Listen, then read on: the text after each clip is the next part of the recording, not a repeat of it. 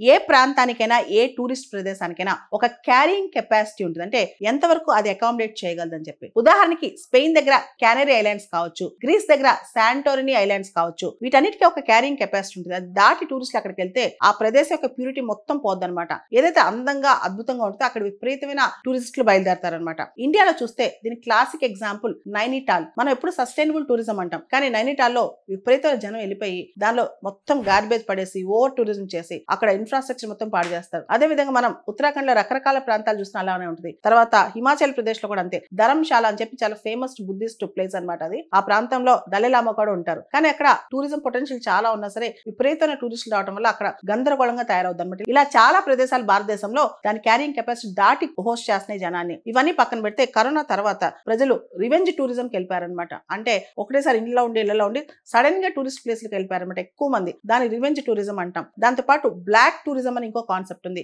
ఎప్పుడైతే ఏదైనా పెద్ద ల్యాండ్ స్లైడో అవలాంచో అది చూడటానికి వెళ్తారనమాట. ఫ్లడ్స్ ఇలా జరిగినప్పుడు. ఉదాహరణకి వాయనాడులో ల్యాండ్ స్లైడ్ జరిగింది. మరుసటి రోజు పొద్దున అక్కడ రెస్క్యూ యాక్టివిటీస్, రీహాబిలిటేషన్ యాక్టివిటీస్ అన్నిటిని ఆపేస్తూ జనాలు వెళ్ళిపోయి అక్కడ ఏం జరిగిందో చూసడానికి వెళ్తారనమాట. దాన్ని డార్క్ టూరిజం లేదా బ్లాక్ టూరిజం అంటా ఉంటారు. సో విపరీతంగా జనాలు వెళ్ళిపోయి అక్కడ ఏం జరిగింది తెలుసుకోవడానికి అనమాట. అలానే కృష్ణా నదిలో ఫ్లడ్స్ ఉన్నాయి. తర్వాత ఆ బ్యారేజ్ దగ్గరికి వెళ్ళిపోయి నించుంటారు వందల కొద్ది, అక్కడ ఏం జరుగుతుందో తెలుసుకుందాం అని చెప్పి. ఇలా రకరకాల టూరిజం కాన్సెప్ట్స్ వచ్చేసాయి.